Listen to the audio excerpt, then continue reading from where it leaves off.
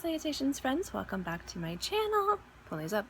Today I'm going to be reviewing the fragrance I chose for this month's Scentbird, and it's Amouage Bracken Woman. This was released in 2016. I've heard mixed reviews about it and I was really interested to get my nose on it. So I've been wearing this for a little bit and I'm ready to let you guys know what I think.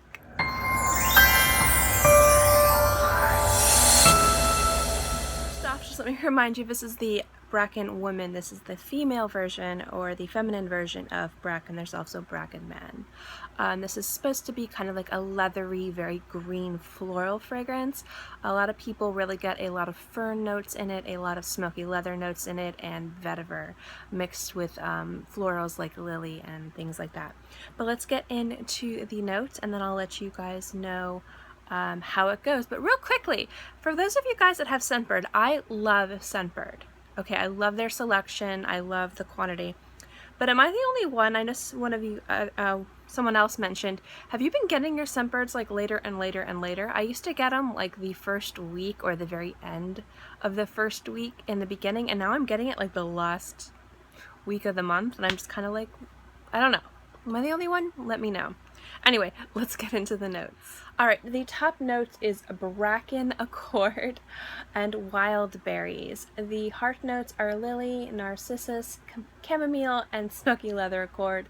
The base notes are birch, vetiver, and patchouli. Now, I haven't worn this in a few days, so I'm literally just going to spray this on this little piece of paper that I so professionally folded into a strip just to remind myself of the opening notes and then let you guys know how it develops on my skin and longevity and projection. Now, the one thing I'm going to say about Bracken Woman, or just about this fragrance in general, is that it's another, and I know I say it, but there's some fragrances out there that aren't very polarizing, and then there's some fragrances that you read the notes and you expect something, and then you get something completely different, and then there's some fragrances where if you enjoy it, you can definitely see why people might despise it. This is one of those fragrances.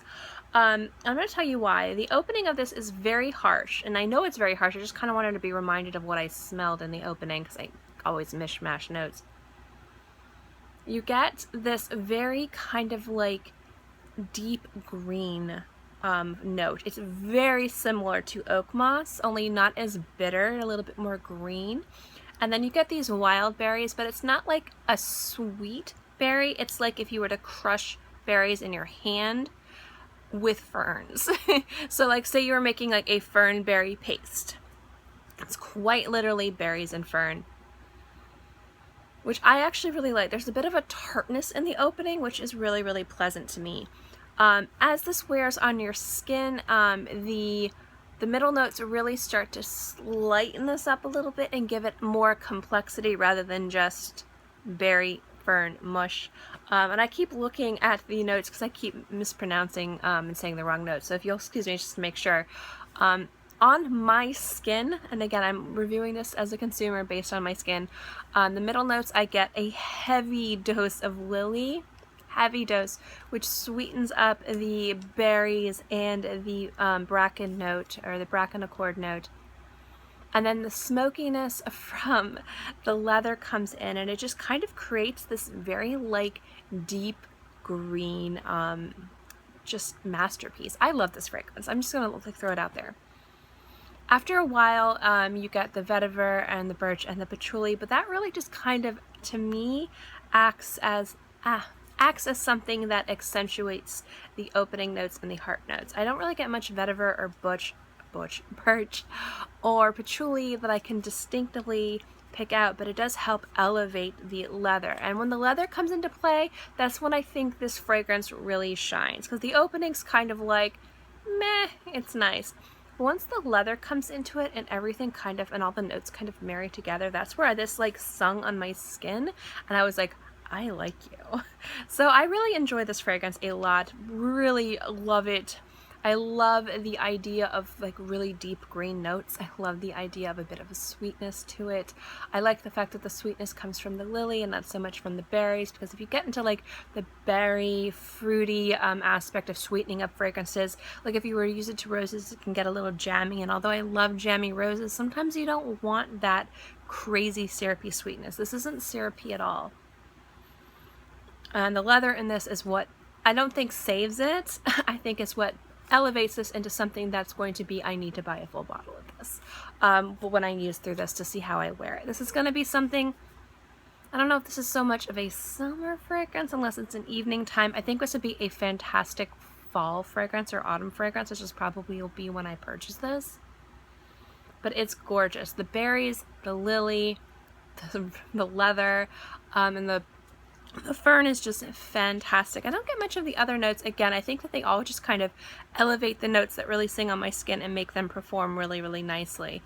So generally, as a fragrance, I love this, but I did kind of want to get into projection and longevity with you guys. Now, most Amouage fragrances I've tried have excellent longevity on my skin. I get at least 6 hours, sometimes 8 to 10. This one I get about 8 hours of wear time, which is really nice. Again, I live in a very humid, hot, sweaty, soupy environment. But I wanted to talk about the sillage. Now, the thing with this fragrance is if you do not like this fragrance, this is where it's very polarizing. I like fragrances like this. That doesn't mean that you will like fragrances like this. It doesn't mean that people who have very well trained noses or like a lot of really nice things won't like this or will like this. This is a very polarizing scent. This is going to be something where you immediately get it and you like it or love it, or you're like, I'm not going to waste my money on this. Why did I buy this? Why am I wearing this? I'm going to scrub it off. It can be considered a scrubber. And I can find sometimes some of Amouage's other fragrances are like that too. So the reason why I wanted to get into sillage with this is because this has fantastically amazing, oh my gosh, projection. This fills a room, at least in my environment where I go when I wear this, and it's very strong. It's really nice. So if you're looking for something that's very loud, that's going to make a statement, this is a great fragrance. But big old butt like my butt, if I would not ever recommend wearing this any place where you're going to be sitting next to somebody and they cannot get away from you. So if you're commuting, well, commuting might be okay, but I'm talking about like more work and class appropriate. Now, some of you guys have gotten on me and you're like, work and class appropriate, why would we spend that much money? We can't afford that. Whenever I say that, I'm not talking about the price of the perfume. I'm talking about where it's appropriate to wear. There's a lot of fragrances out there that have really strong projection, but they're really easy to understand and very safe fragrances, and those are really great, and I love those fragrances, do not get me wrong, but there are some fragrances that are incredibly polarizing that I would never recommend wearing in any type of professional environment. Perfect example, I love using this one, is Angel from Terry Mugler. That one is so polarizing, or Hypnotic Poison, or any of the poisons from Dior. Those are not ones I would recommend wearing in a professional environment, especially if you're sitting next to somebody or close to somebody who can't get away from you and they're sensitive to fragrances. You can distract them, give them headaches, make them cough. I would not recommend it. This is one of those fragrances because it is so not bizarre, but it's so different. It's not an easy to understand fragrance. You don't immediately get it. A lot of people are going to smell you and be like, what are you wearing?